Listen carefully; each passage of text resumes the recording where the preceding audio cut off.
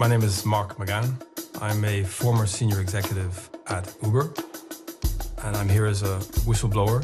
Την ώρα που η εταιρεία Uber βρίσκεται στο επίκεντρο ενός σκανδάλου για παράνομες πρακτικές που υιοθέτησε ώστε να επιβληθεί στην αγορά παγκοσμίως, σπάει τη σιωπή του ο άνθρωπος που βρίσκεται πίσω από τη διαρροή χιλιάδων εγγράφων και ήταν επί χρόνια στέλεχος της εταιρείας. I was the one talking to governments. I was the one pushing this with the media.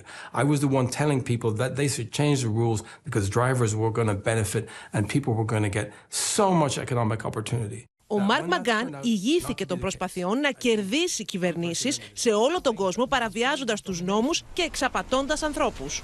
We had actually sold people a lie.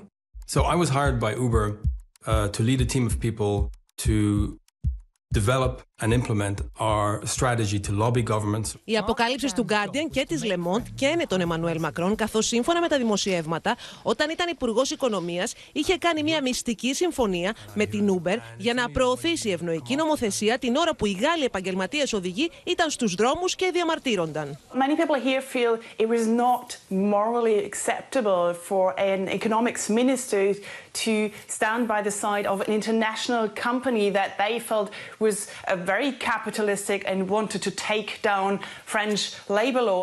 The data reveals how Uber broke the law and evaded police, how it used Emmanuel Macron in France, courted oligarchs in Putin's Russia, and held secret meetings with UK cabinet ministers. Σύμφωνα με τον Guardian, η Uber υιοθέτησε πρακτικές διείσδυσης σε πολλές ευρωπαϊκές χώρες, οθώντας τους οδηγούς της να διαμαρτύρονται στην αστυνομία όταν έπεφταν θύματα επιθέσεων, με στόχο η εταιρεία να εκμεταλλευτεί την κάλυψη από τα μέσα για να αποσπάσει υποχωρήσεις από τις αρχές.